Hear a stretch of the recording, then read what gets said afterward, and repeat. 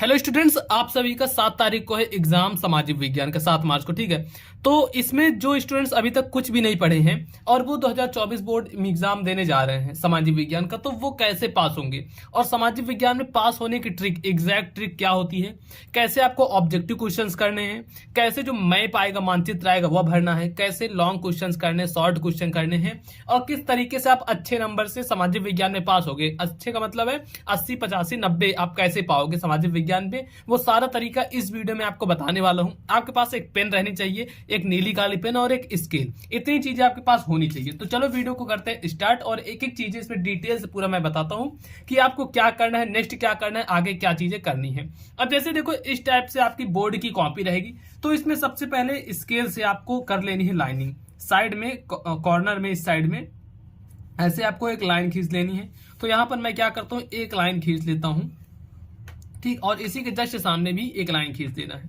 और आपको पहले मैं कुछ चीजें बता देता हूं कि क्या क्या सामाजिक विज्ञान में आएगा और क्या ट्रिक आपको लगानी है कि कैसे आप सामाजिक विज्ञान में अच्छे नंबर लेकर आओगे। तो देखो, सबसे पहले ये आपके सामने पेपर है, पेपर भी आपके सामने ही मैं रखा हुआ हूं।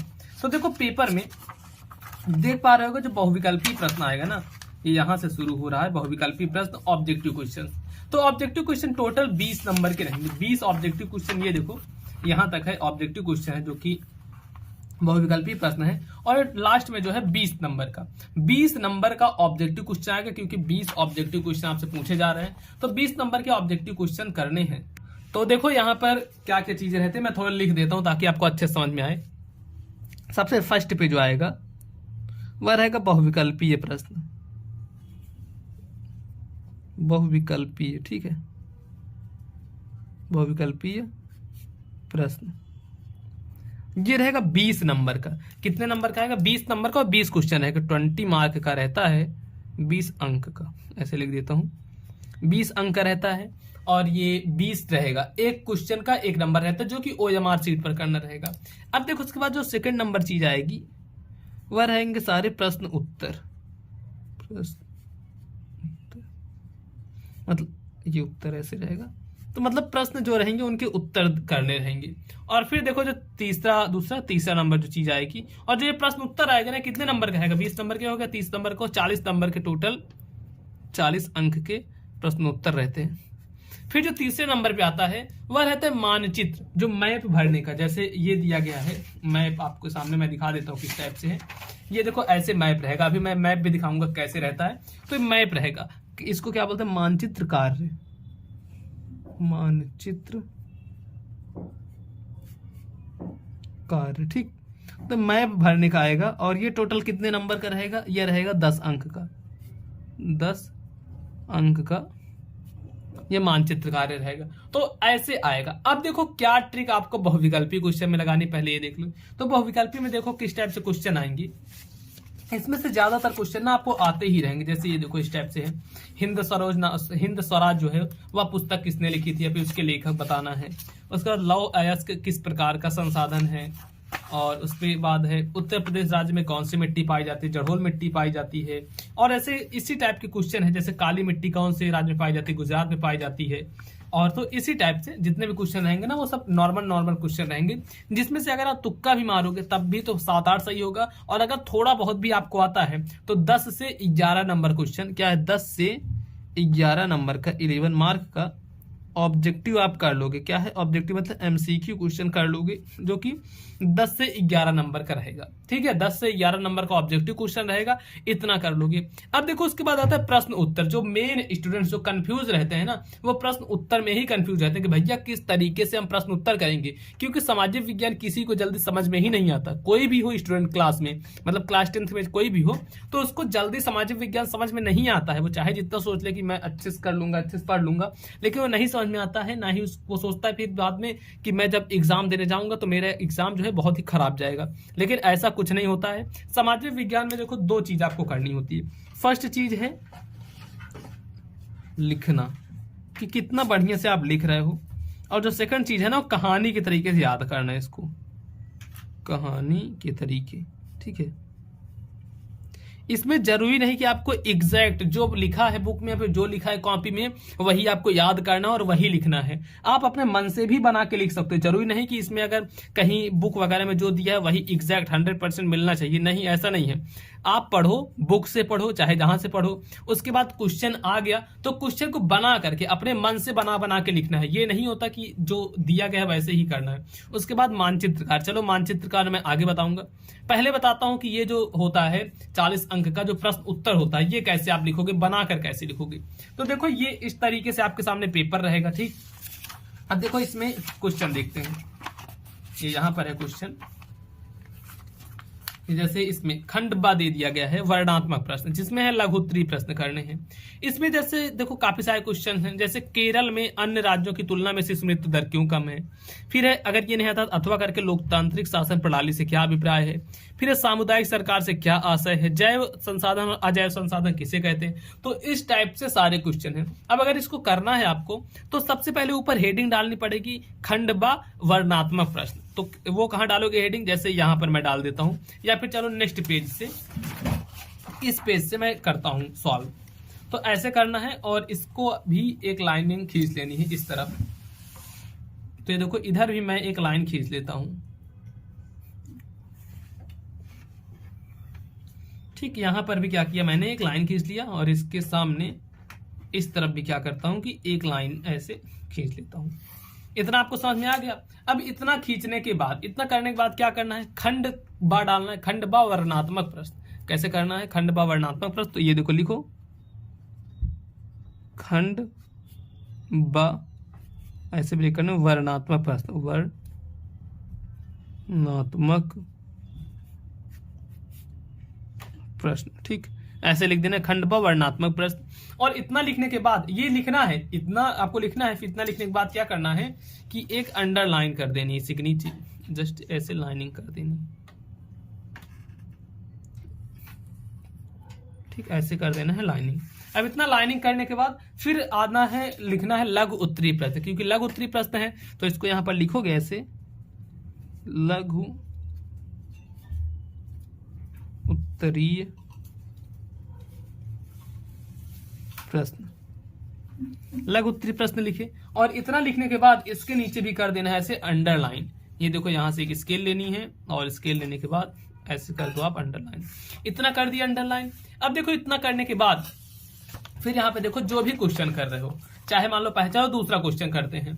अब दूसरा क्वेश्चन जैसे है सामुदायिक सरकार से क्या आशा है, या फिर जैव और अजैव संसाधन क्या होते हैं, इनको बताना है। तो ऐसे इसमें डालना है प्रश्नोत्तर संख्या 2, जैसे दूसरा क्वेश्चन कर रहे हो, जो क्वेश्चन आ रहा है वही करना है आपको। तो यहां पर डालोगे प्रश्नोत्तर संख्या 2, ऐसे डालना है प्रश्नोत्तर संख्या 2, ठीक। इतना डाल देना कि प्रश्नोत्तर संख्या 2, इतना किए। अब इतना करने के बाद फिर ये देखो एक स्केल लेनी है और स्केल लेकर ऐसे अंडरलाइन कर देना है। इतना कर दिए, ठीक, अंडरलाइन कर दिए। अब इतना जब आपने कर दिया तो इसके बाद अब आपको क्या करना है, इसमें देखो क्वेश्चन पूछा गया था जो कि था जैव और अजैव संसाधन क्या होते हैं, ये बताना है। तो देखो इसको कैसे करोगे, सबसे पहले इसकी हेडिंग डालनी है कि जैव संसाधन क्या है। तो इसको हेडिंग डालना है यहाँ पर जैव संसाधन, काली पेन से करना है जैव संसाधन, ठीक। जैव संसाधन की ऐसे लाइन खींचो और उसके बाद ये अंडरलाइन कर दो। अब इसको अपने मन से बनाकर लिखना है, क्योंकि आपको आता तो है नहीं, बना के लिखोगे मन से ही। तो कैसे लिखोगे, जैसे जैव संसाधन आ गया ना, तो ऐसे इसको पढ़ने से लग रहा है कि ऐसे संसाधन जो कि जीवित होते हैं।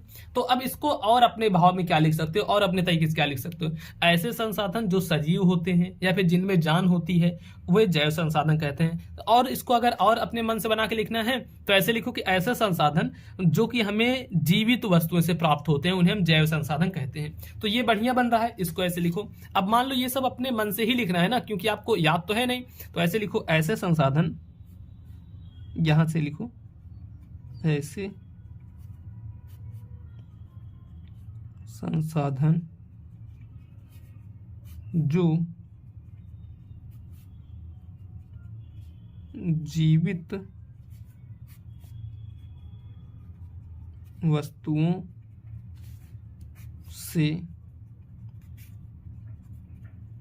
प्राप्त होते हैं ऐसे संसाधन जो कि जीवित वस्तुओं से प्राप्त होते हैं उन्हें जैव संसाधन कहते हैं। ऐसे लिखो, उन्हें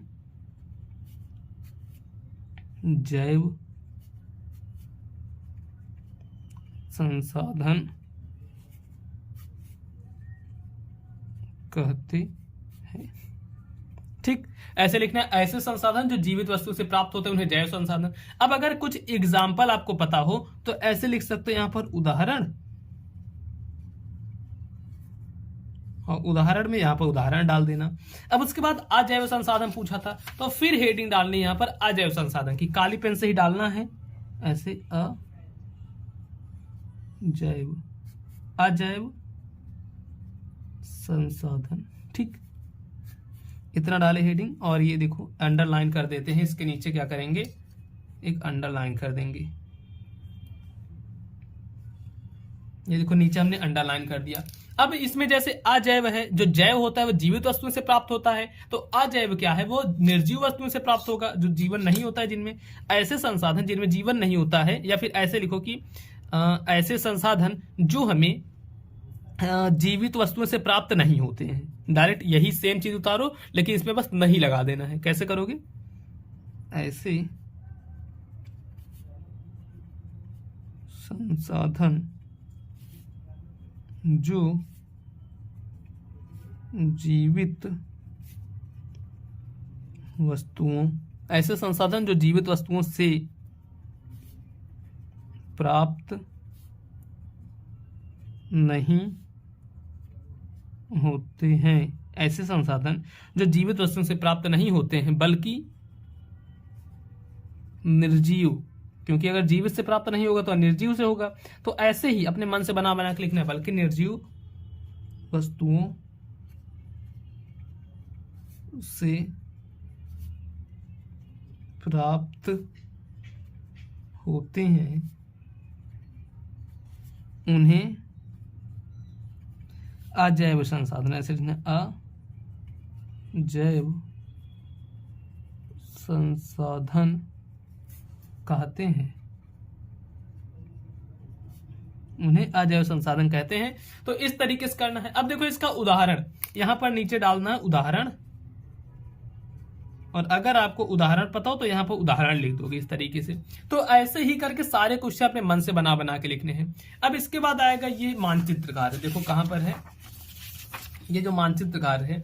जैसे इसमें दिया गया है कि जड़होल मिट्टी का क्षेत्र, अगर देखो इसमें कुछ भी आपको नहीं आता है फिर भी ऐसे मानचित्र लेना है। इसमें कह रहा है जड़होल मिट्टी का क्षेत्र, तो ये देखो यहाँ पर जड़होल मिट्टी लगा दिए, ऐसे ऐसे टिक कर देना है। नहीं आता फिर भी कहीं ना कहीं का तो लगा ही देना है, क्योंकि जरूरी नहीं कि जड़होल मिट्टी यहाँ पे हो तो यहाँ नहीं हो, यहाँ भी होगा, तो ऐसे टिक करके लगा देना है। जैसे सलाल बांध पूछा गया तो यहाँ लगा दिए, कार्बेट नेशनल पार्क यहाँ लगा दिए, और उसके बाद दामोदर नदी यहाँ पे, कुछ ना कुछ टिक लगा देने। 10 क्वेश्चन करने, इसमें तो कोई क्वेश्चन मैप में छोड़ना ही नहीं कि मुझे ये क्वेश्चन नहीं आता मैं इसको छोड़ देता हूँ, ऐसा नहीं है। आपको पूरी कॉपी भरकर आनी है जिससे कि आप पास हो सको, क्योंकि एग्जामिनर आपको पास करना चाहता है, लेकिन अगर आप लिखे रहोगे तभी पास करेगा। ऐसा नहीं कि आप कुछ ना लिखो और छोड़कर चले आओगे और सोचो कि पास हो जाओगे, तो ऐसा नहीं होता है। तो आपको लिखना पड़ेगा, और लिखोगे कैसे, जो अभी मैंने जैसे बताया है ऐसे सेम टू सेम लिखना है। बाकी और भी चीजें सामाजिक विज्ञान से रिलेटेड मैं दिया हूं वीडियोज में, तो जाकर देख सकते हो। वीडियो को लाइक करना, चैनल पर नए हो तो चैनल को आप लोग जरूर से सब्सक्राइब कर लेना।